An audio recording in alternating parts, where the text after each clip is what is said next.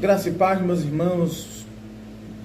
Bom dia, boa tarde, boa noite, boa madrugada. Isso, não sei a hora que você estará vendo essa videoaula, mas que Deus possa te abençoar. Quem vos fala aqui é o presbítero Felipe Andrade, vosso irmão em Cristo. Estou responsável para a aplicação da nossa aula de número 7, que vai tratar sobre Estevão, um Marte avivado. Nós que estamos tratando esse trimestre, o primeiro trimestre de 2023, sobre aviva a tua obra, o chamado das Escrituras ao quebrantamento e o poder de Deus. Nós vimos nas 6 últimas lições a respeito de avivamento, o que é avivamento, qual é a representatividade do avivamento para nós como igreja. Nós como igreja, que eu falo da coletividade da igreja, o que representa também um avivamento para o indivíduo.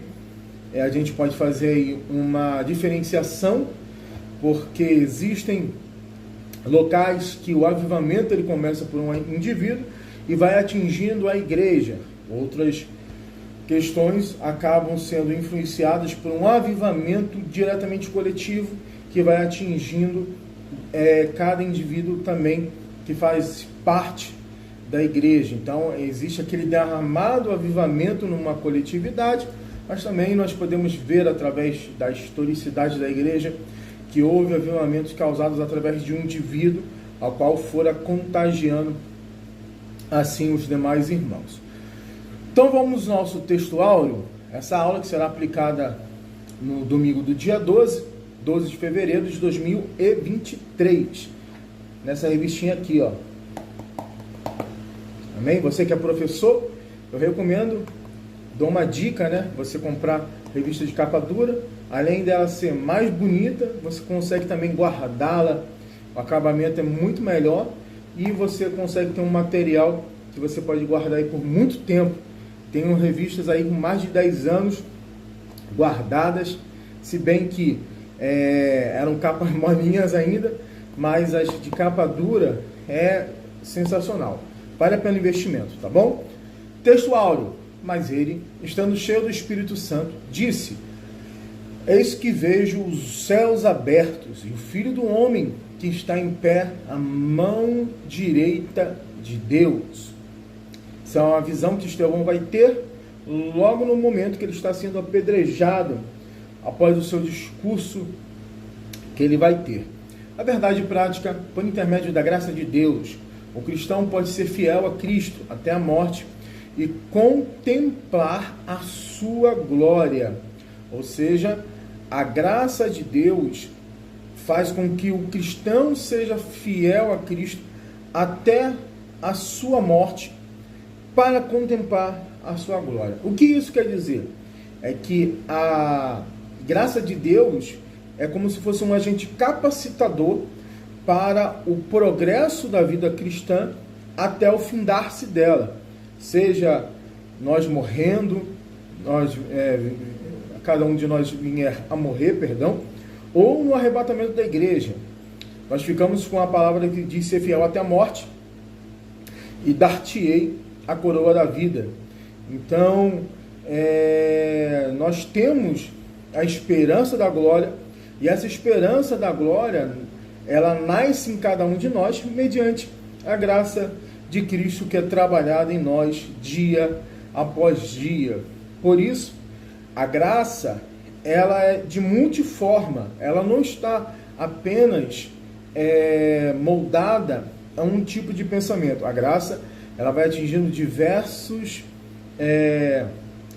partes da nossa vida cristã, seja a respeito da nossa fé, seja a respeito da nossa dedicação às Escrituras, seja a respeito do nosso progresso como cristão, seja a respeito do nosso fortalecimento, seja a respeito também da nossa vocação e também, como está falando na verdade prática, a respeito de nós resistirmos até o fim para que em si venhamos contemplar a glória de Deus ou a glória de Cristo, se assim você preferir. A leitura diária, segunda-feira, Mateus capítulo 16, versículo 18. As portas do inferno não prevalecerão contra a igreja. O que esse texto está querendo dizer? É como o inferno viesse contra a igreja, forçando as suas portas, melhor dizendo, é como o inferno viesse contra a igreja, forçando ela dia após dia, para que ela não viesse a progredir. Então as portas do inferno não prevalecerão contra a igreja, também vai nos dar a conotação do seguinte, que a igreja, ela destrincha a porta do inferno para poder resgatar aqueles que estão perdidos. Isso nós também podemos seguir essa linha de pensamento da resistência das portas do inferno para resgatar as vidas que estão perecendo, estão ao caminhar do inferno. Terça-feira, Isaías 43, versículo 13, a vontade de Deus não pode ser impedida, ou seja, a vontade de Deus, querendo você ou não, ela prevalecerá. A vontade de Deus, ela sempre prevalecerá. Ninguém consegue fazer com que a vontade de Deus mude. Nós vemos no decorrer da história, no Antigo Testamento, o quanto Deus fez com que a sua vontade, a sua palavra prevalecesse.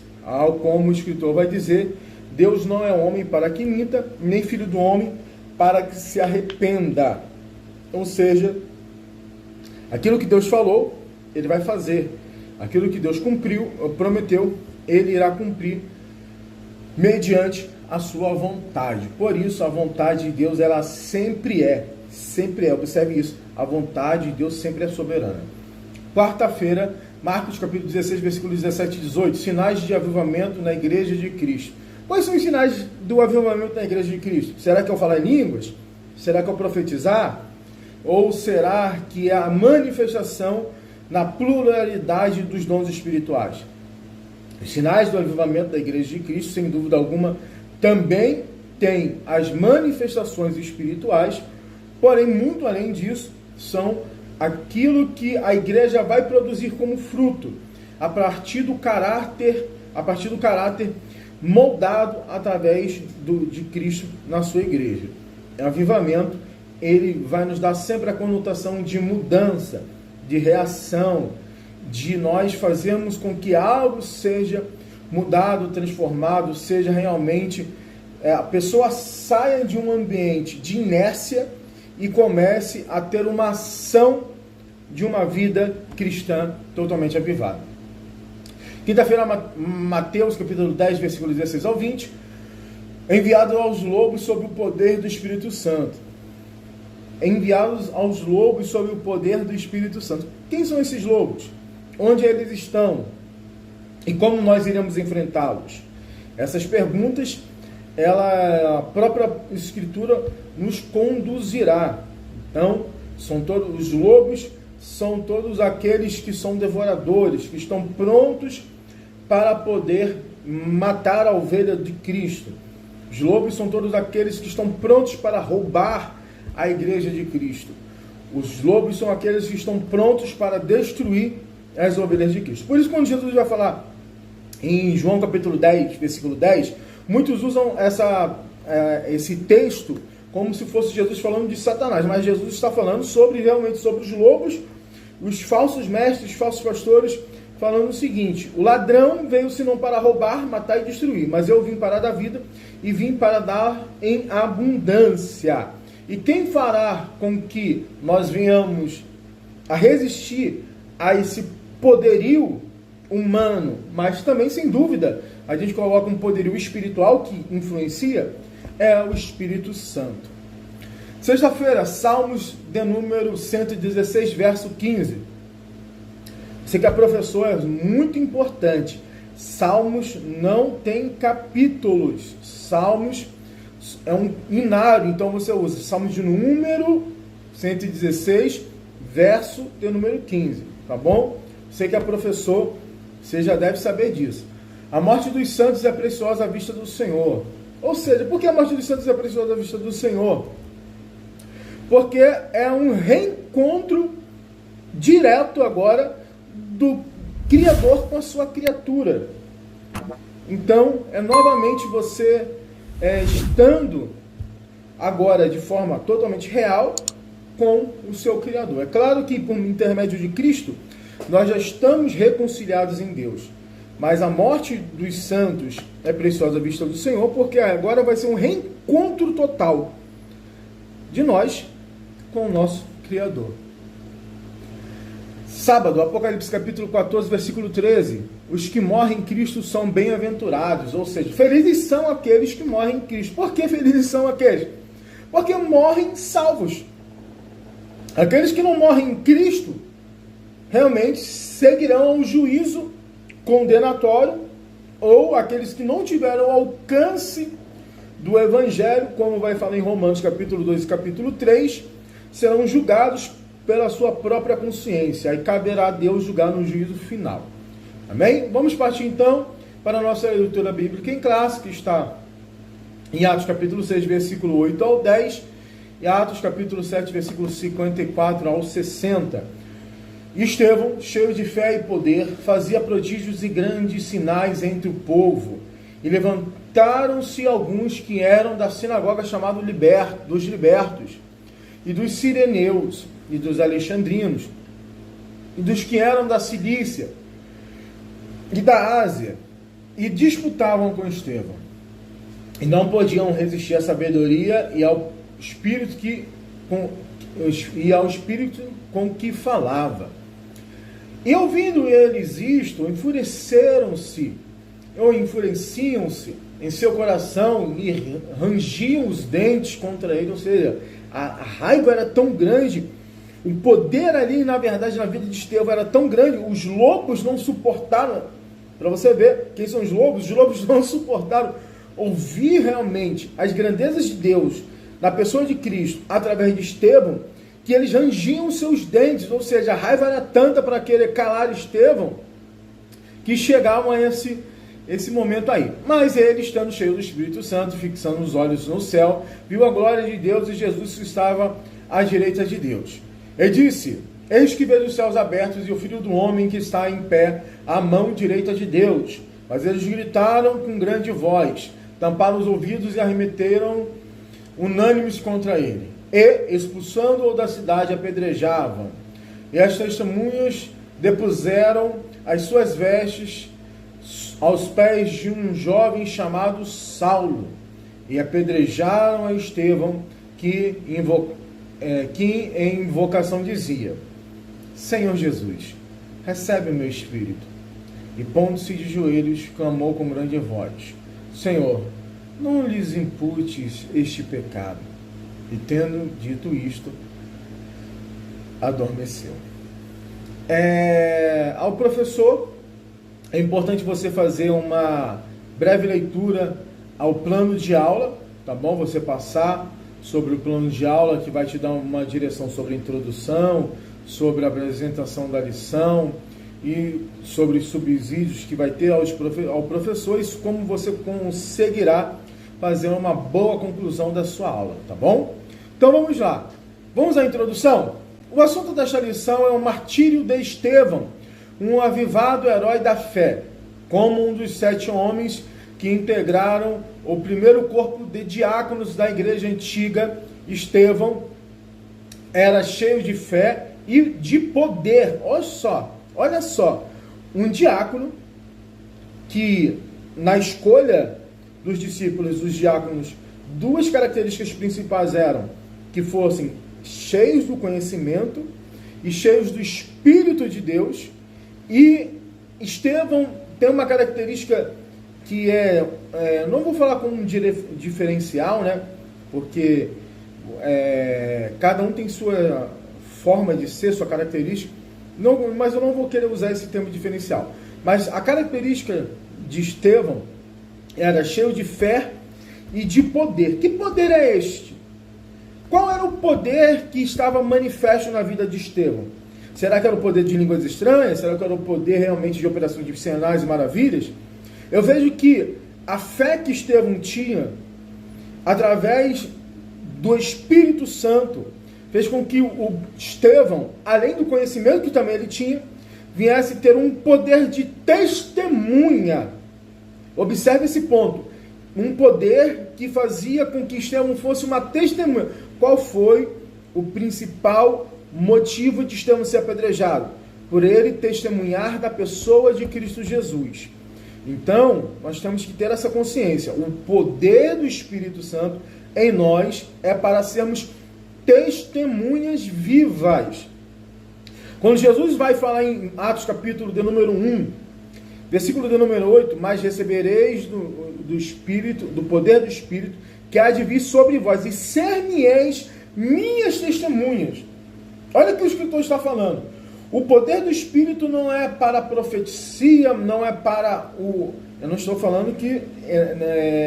não estou querendo dizer que não seja também. Mas, deixa eu me colocar então melhor. O poder do Espírito, ele não está diretamente como a ação principal, o falar em línguas, o profetizar ou manifestar dons espirituais, mas em sermos uma fiel testemunha.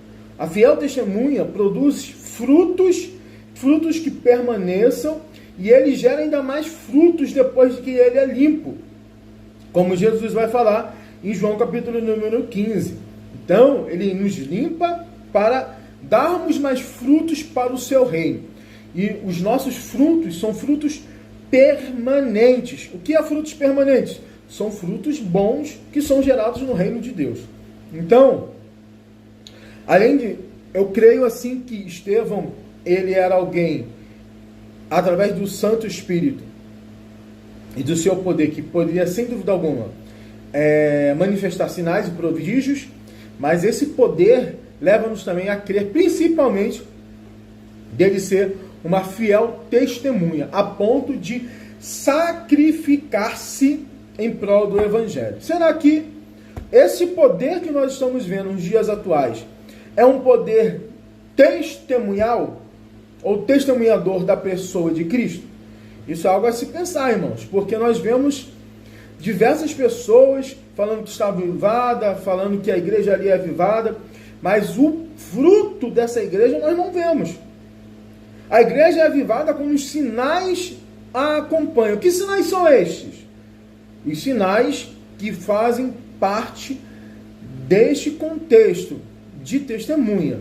Vida cristã, vida com Deus, caráter, bons relacionamentos, você gerar um bom testemunho, ser fiel à sua família, ser fiel à sua igreja, ser fiel às Escrituras, ser uma pessoa que realmente consegue fazer com que as pessoas olhando para você vejam Cristo.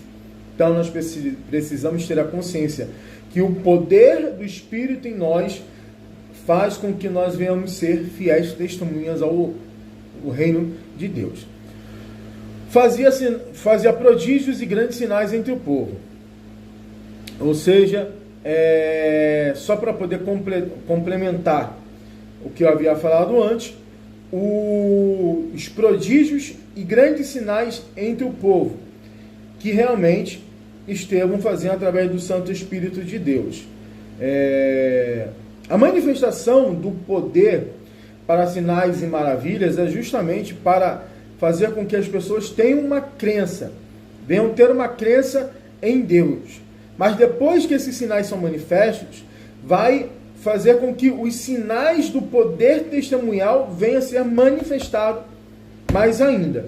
Então, eu quero que você entenda o seguinte: sinais e prodígios fazem parte do pacote, mas o poder testemunhador será a evidência primordial de nós sermos cheios do Espírito Santo.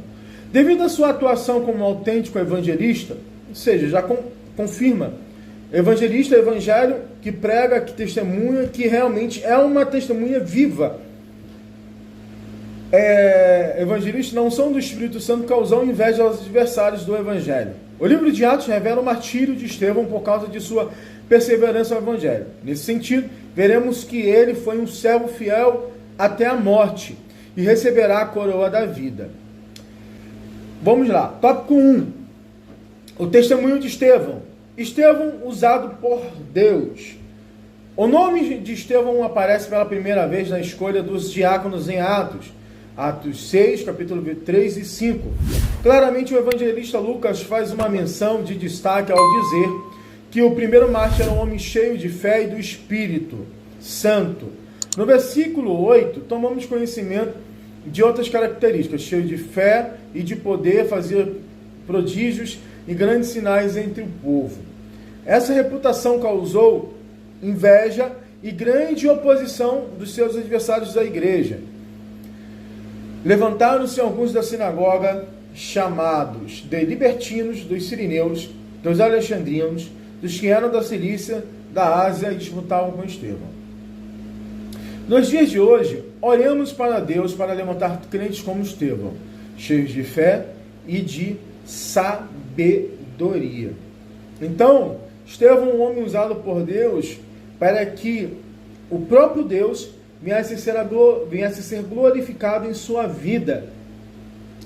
Nós percebemos que não havia vaidade na igreja primitiva, não havia uma disputa para cargos na igreja primitiva, havia um pensamento único. Qual pensamento único era este? De fazer com que Cristo viesse a ser conhecido. Então, a igreja, por sua vez, nos dias atuais, também tem que ter essa característica, esse pensamento. Fazer com que Cristo seja conhecido através dela. Não sou eu que devo aparecer, não é você, caro professor, que deve aparecer, não é nenhum homem, por mais que tenha influência na sociedade ou na eclésia, enfim, é Cristo que deve aparecer. Cristo é a principal peça do cristianismo. Se nós tirarmos Cristo do cristianismo, não existirá cristianismo. Pode ser até um pouco redundante o que eu estou falando, mas infelizmente diversas igrejas têm tirado Cristo de cena. Paulo vai falar para os Tessalonicenses, 1 Tessalonicenses capítulo 5, versículo 18, se não me falha a memória: não removais o Espírito Santo, não removais o Espírito. Ou seja, há um grande problema nas igrejas que venham a remover o Espírito Santo do seu convívio. Como nós removemos o Espírito Santo? A partir do momento que nós tomamos, podemos assim dizer, à frente dele. Aquilo que é a obra para ele fazer, nós tiramos ele de cena e fazemos com que o nosso eu, o nosso ego, o nosso orgulho apareça. Jesus falou para a igreja de Laodiceia: eis que estou à porta e bato. Se alguém ouvir a minha voz, abrir a porta, eu entrarei, eu cearei com ele, ele ceará comigo. Muitos usam essa palavra como uma palavra evangelística, mas Jesus está falando isso para a igreja. A igreja colocou Cristo para fora. Então, existem igrejas que vivem um cristianismo sem Cristo. E aí, meu irmão, não tem como você viver o poder real de Deus sem Cristo, sem a pessoa do Espírito Santo. Uma covarde oposição. Tópico 2 do testemunho de Estevão. Uma covarde oposição. Os inimigos da igreja usam de meios escusos, desonestos e malignos contra a fé cristã. Em debate com Estevão, como eles não podiam resistir à sabedoria e ao espírito com que falava, percebam que essa sabedoria ela está linkada a um conhecimento de Estevão. Por mais que o Espírito produzisse um pensamento a Estevão tinha um conhecimento a respeito das Escrituras. Eu falei isso bem no início da nossa aula. Um homem cheio de fé, cheio do Espírito Santo, que operava sinais, maravilhas e prodígios, mas também um homem cheio do conhecimento. Então, caro professor, caro aluno, é de extrema importância termos um conhecimento das Escrituras para que o poder do Espírito se manifeste em nós de forma coesa, de forma clara, da forma com que nós venhamos ter a compreensão correta do Espírito Santo em nossas vidas, para que nós não venhamos sermos confundidos. Não adianta você ter uma Ferrari se você não sabe dirigi-la, não é?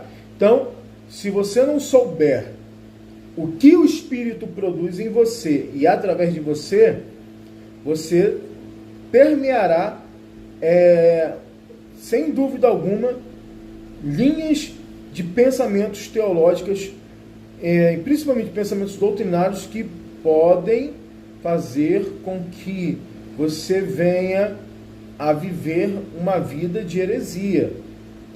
Eu conheço muita gente que se diz cheia do poder de Deus, tem pessoas que nós vemos que realmente tem uma busca constante pelo Espírito Santo, mas conhecimento nível zero quase.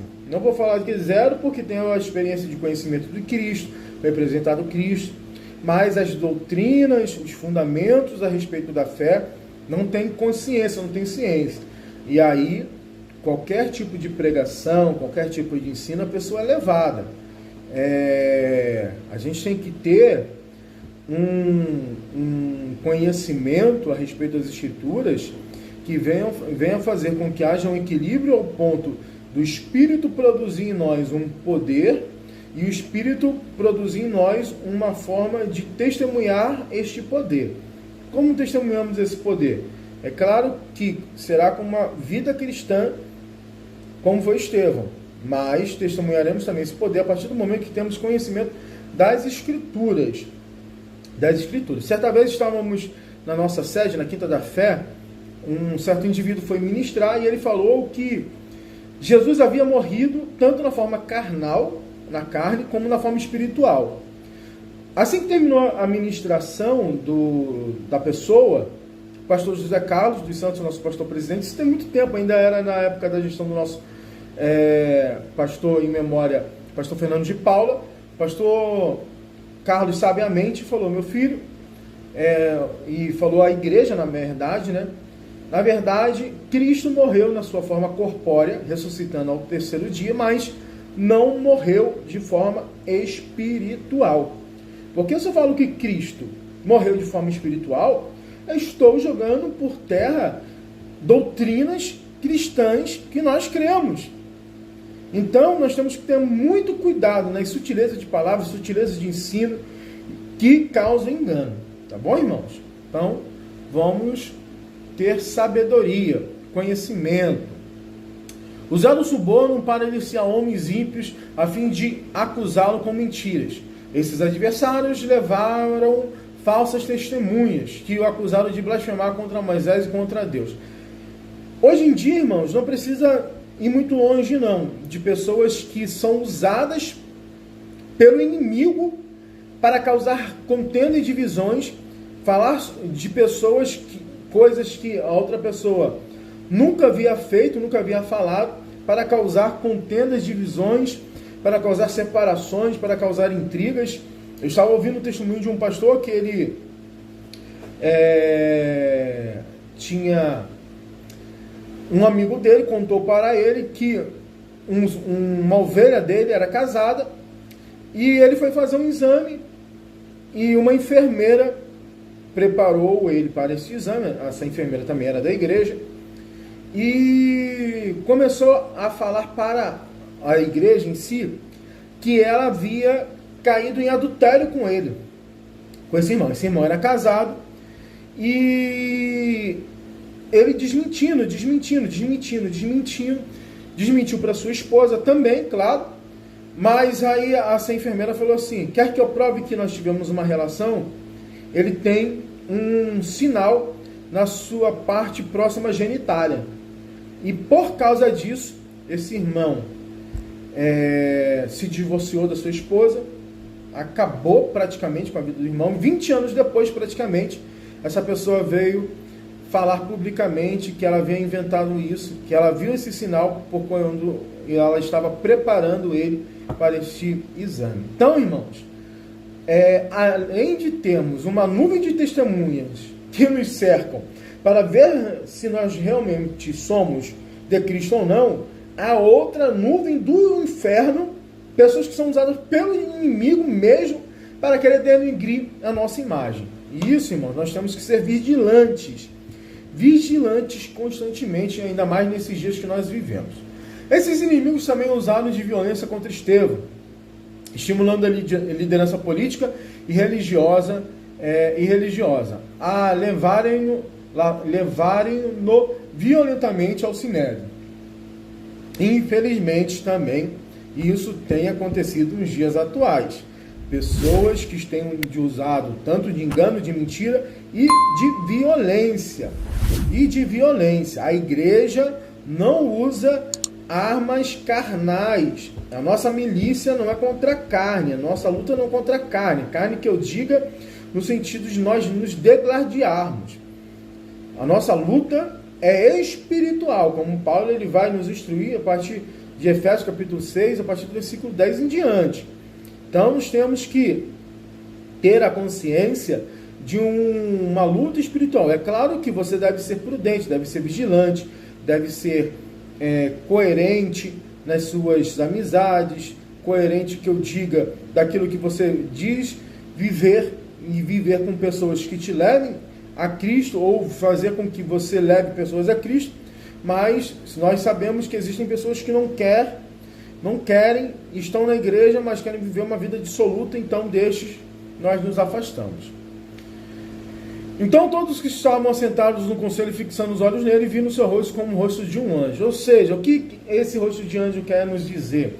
Um rosto que está totalmente tomado pela glória de Deus, irmãos.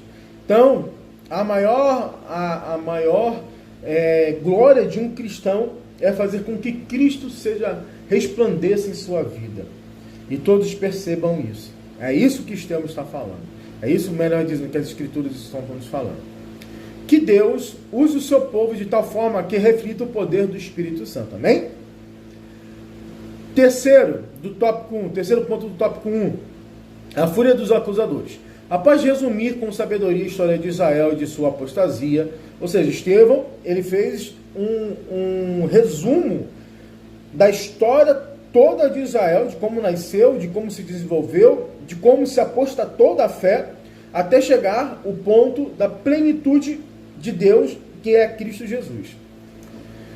Estevão mudou o foco do discurso, confrontou a dureza do coração dos líderes israelitas, dizendo: homens de dura cerviz, incircuncisos de coração e ouvido, vai sempre resistir ao Espírito, assim vós sois como vossos pais. Ou seja, de dura cerviz é que não se curvam de jeito nenhum. E tem pessoas no nosso meio que não se curvam de jeito nenhum. Não são servos, não estão dispostos a mudarem. São pessoas de dura cerviz. E pior, são pessoas de coração duro também, de dureza de coração. E não querem mudar, irmãos. O grande problema é esse. Que vivem no erro, amam o erro e não querem sair do erro. São pessoas de dura cerviz. Será que nós não conhecemos pessoas assim? Pessoas que estão conosco, estão há tantos anos na igreja e não tem mudança alguma. Eu costumo dizer que a nossa libertação ela é diária, ela é progressiva. Porque diariamente o nosso velho homem, ele tenta contra o nosso novo homem, assim que possa se dizer, a velha natureza tenta diariamente contra a nossa nova natureza, a ponto de nós chegarmos em Romanos 7, Paulo dizer, o bem que eu tento fazer, este eu não faço, mas o mal que eu não quero fazer, este eu faço. E quando eu me dou conta, quando eu caio em si, eu estou fazendo um mal, porque a minha carne quer que o mal seja feito. Aí ele vai falar e vai completar: miserável homem que sou, quem me livrará do corpo desta morte? Somente Cristo, irmãos. Somente Cristo tem esse poder de nos livrar, de livrarmos do corpo desta morte. Mas lembre-se, esta obra de você ser livre do poder desta morte também, você vencer a velha natureza, parte de você também. Há uma linha que nós seguimos de pensamento, que a obra do Espírito é feita juntamente com a ação que você toma. Então, você quer mudar, o Espírito já está pronto a causar esta mudança. Mas não adianta o Espírito querer mudar o teu coração se você não está disposto a mudar. Evangelho é renúncia. Evangelho é você negar a si mesmo, tomar a sua cruz e seguir a Cristo. Isso é Evangelho. Em suma, denunciou as suas traições e homicídios contra Jesus. Assim, diante de tão dura denúncia, os ímpios julgadores se enfureceram contra ele. Todavia, fiel à sua missão, Estevão expôs com a autoridade que o Espírito de Deus pusera-lhe no coração. Então, ao anunciar do Evangelho, nós, de maneira alguma, podemos mudar aquilo que o Espírito propõe em nosso coração para poder falar. Então, fiel às Escrituras, e nós devemos ser fiéis a ela também. E mais ainda, fiéis àquilo ao qual o Espírito Santo quer transmitir à sua igreja. Infelizmente, irmãos, no nosso meio, muitos têm ministrado, pregado, ensinado aquilo que é do seu próprio coração, do seu próprio desejo. Não adianta nós levarmos a igreja a uma euforia, a um êxtase emocional, se nós não levamos a igreja a um estado de consciência sobre o pecado, sobre a vida com Deus, sobre arrependimento diário, sobre nós sermos testemunhas vivas. Nós acabamos caindo em alguns erros que, quando nós pensamos, nós já o fizemos. Então, a gente tem que ter uma consciência daquilo que o Espírito Santo quer transmitir à sua igreja. Eu não sou o dono da igreja, você não é dono da igreja, Cristo é o dono da igreja. E se Ele é o dono da igreja, Ele tem uma palavra para a sua igreja. Por isso nós devemos ser fiéis a Ele no trato daquilo que Ele deixou em suas Escrituras. Tá bom? Então, analise cada vez mais, se aprofunde, medite nesta lei de dia e de noite, para que tudo te corra bem, no sentido da vida espiritual. Amém, irmãos? Nós sabemos que teremos aflições, perseguições, diversos problemas, mas que Cristo seja glorificado. No tópico 2, a preciosa morte de Estevão. Vamos lá, vamos entrar nesse tópico aí. Cheio do Espírito Santo. Parte 1. Após a fúria dos inimigos de Cristo, o caminho do martírio de Estevão estava traçado. Entretanto, antes de fazê-lo, o primeiro mártir da igreja teve uma visão da glória de Deus e viu Jesus ao lado do Pai num momento especial. De tamanho êxtase espiritual, de modo que a morte não o intimidou. Estevão não teve uma alucinação. Estevão teve uma contemplação da glória, tá? Por que eu estou falando isso? Porque muitos vão ao pensamento de uma forma de que, quando Estevão está morrendo, Estevão estava a um delírio psicótico. Então, saem da visão de que Cristo manifestou ali naquele momento a sua glória. Cristo manifestou através de Estevão o seu poder, e Cristo manifestou através de Estevão a sua palavra, mas Cristo também manifestou através de Estevão a sua glória. E Cristo faz na igreja hoje em dia também. Tá bom? É claro que existem pessoas que estão vislumbrando questões psicológicas e dizendo que são questões espirituais. O que é do Espírito, o Espírito testifica em nós. E não nos deixe enganado. A partir do momento que você vive uma vida no Espírito também. Mas ele, estando cheio do Espírito Santo e fixando os olhos no céu, viu a glória de Deus e Jesus que estava à direita de Deus, disse: eis que eu vejo os céus abertos e o Filho do Homem que está em pé à direita de Deus. Que visão gloriosa! Uma vida espiritualmente avivada contempla a glória de Deus diante de uma grande tormenta. Ou seja, a vida avivada faz com que você tenha vida em Deus e venha contemplar as maravilhas e grandezas de Deus. Deus, ele não parou de operar. Deus, ele é contínuo no seu operar. O que nós temos que observar é de como está a nossa continuidade de vida cristã nos dias atuais. Ponto 2, a violência dos acusadores. Se seus acusadores estavam enfurecidos por causa do enfrentamento corajoso de Estevão, eles não suportaram ouvir que ele via a glória de Deus e a Jesus nos céus. Com o fim de executá-lo, o expulsaram da cidade, ou apedrejaram perante um jovem chamado Saulo. Por que expulsaram da cidade, irmãos? Porque a cidade para eles é santa. E se um profano está na cidade santa, deve ser apedrejado fora da cidade santa.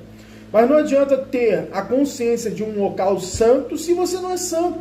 A igreja é santa. Vamos colocar assim, né? O templo físico é santo, onde está situado cada congregação.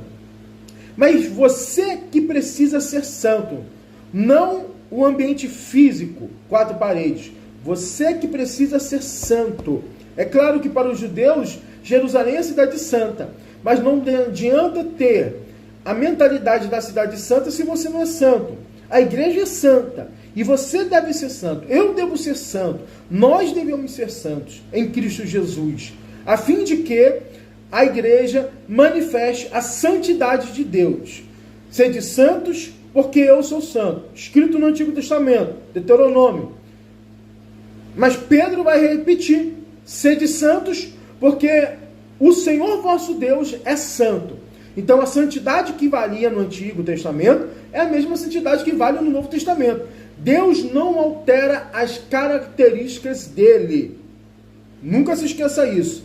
Deus não altera as suas características e nem aquilo que ele é em sua essência. A essência divina é a essência que glorifica ao próprio Deus através de sua igreja. Deus é santo, Deus é fiel, Deus é amor, Deus é pacificador, Deus é conselheiro, é Pai da eternidade, é príncipe da paz, Deus detém todo o poder, Deus cria, Deus destrói, Deus mata, Deus é juiz, Deus é justiça, Deus é vingador, Deus é tudo em nós, irmãos. Amém? E levaram-no com violência para fora da cidade, onde está. Vamos para o ponto 3 do tópico 2. O perdão no martírio. Naquele momento de suplício e de dores, Estevão não demonstrou sentimento de vingança ou de ódio. E apedrejaram a Estevão, que em invocação dizia: Senhor Jesus, recebe o meu espírito. E pondo-se de joelhos, clamou com grande voz: Senhor, Senhor, não lhes impute esse pecado. E, tendo dito isto, adormeceu.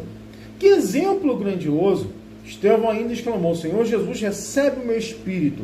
Senhor, não lhe impute esse pecado. Ou seja, duas frases que Estevão vai dizer que marcam esse martírio. Primeiro, recebe o meu espírito, Senhor.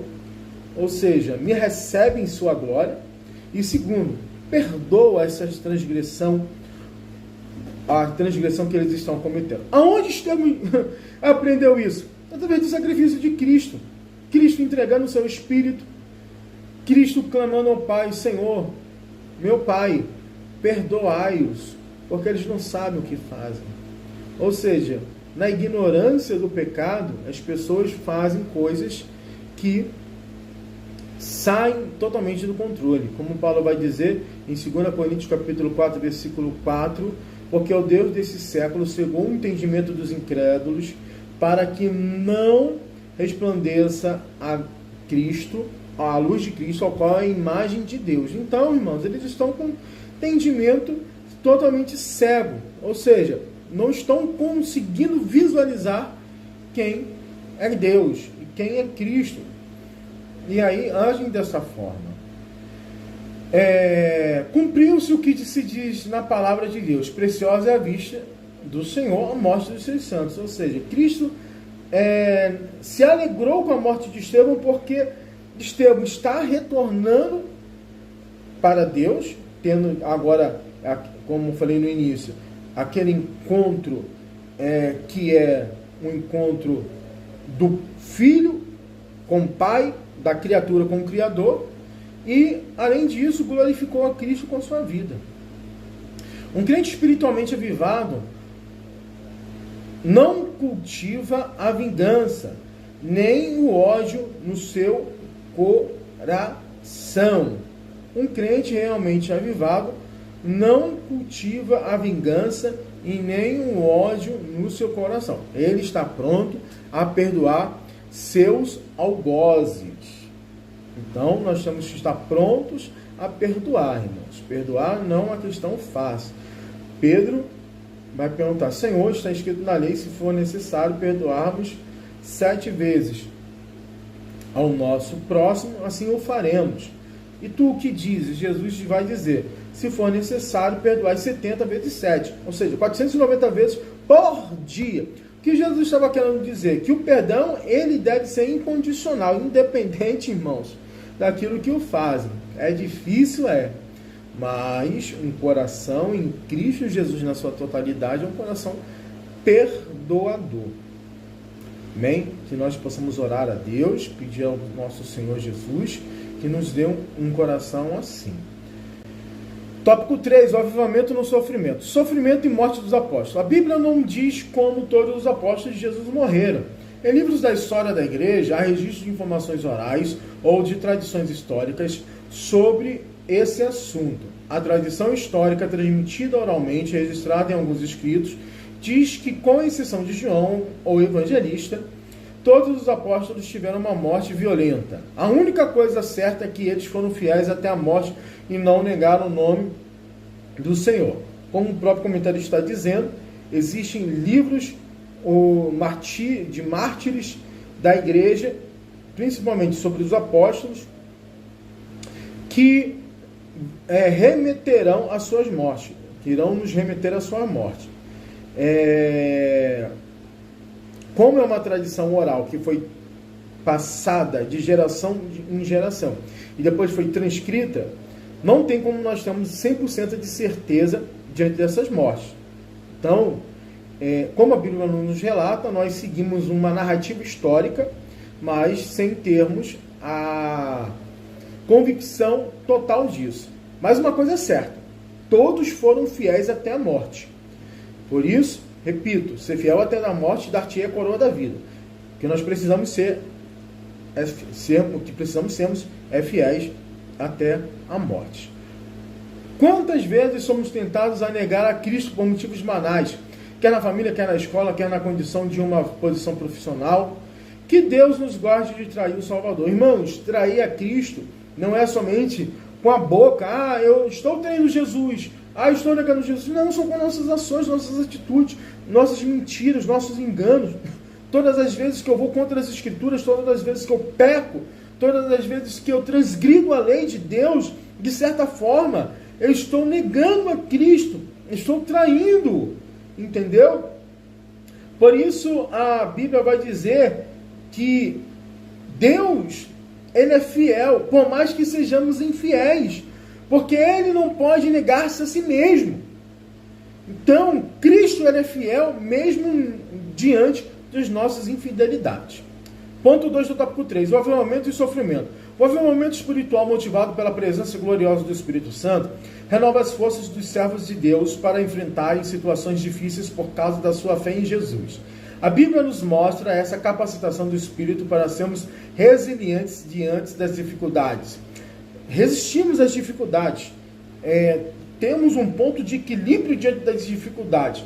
Está chegando a dificuldade, está chegando o sofrimento. Todos nós passamos por sofrimento, irmãos. Dificuldade financeira, dificuldade espiritual, dificuldade familiar, dificuldade profissional, dificuldade estudantil, dificuldade para podermos ter aquilo que queremos. Todos nós passamos.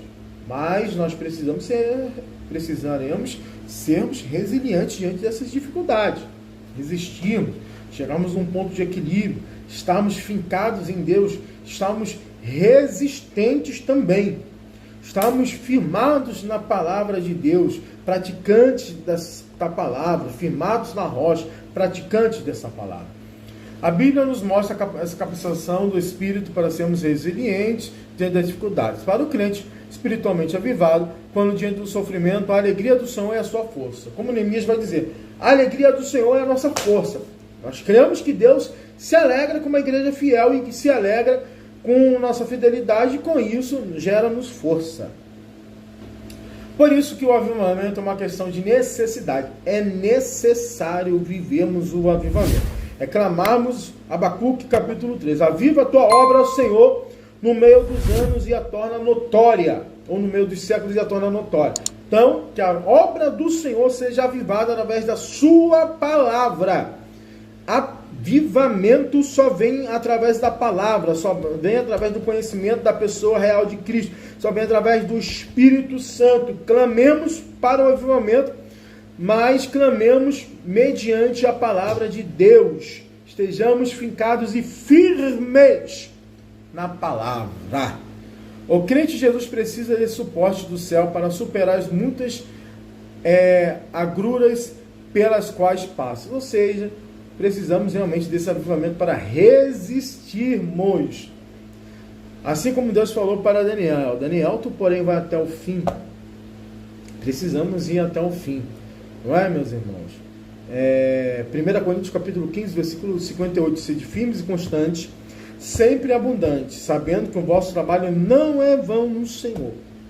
Amém? Então, todos os nossos sofrimentos, a angústia do tempo presente, não há de se comparar com a glória que há de ser revelada. Amém? Todos os sofrimentos não se comparam com a glória que há de ser revelada em Cristo Jesus. Resistamos, vamos resistir em nome de Jesus. Conclusão: diante dos inimigos do Evangelho de Cristo e da morte, o testemunho de Estevão nos mostra que Deus concede graça, força e equilíbrio emocional para o crente espiritualmente avivado. Que o Senhor nos ajude a glorificá-lo no meio das lutas da vida. A exemplo do primeiro mártir da igreja antiga, não neguemos a Cristo, que possamos ir avante, não olhar para trás, mas prosseguir. Vivemos um avivamento pleno em Cristo Jesus, para que Cristo seja glorificado. Passamos dias atrás por uma experiência maravilhosa que foi a conferência LED Ligados em Deus dos jovens.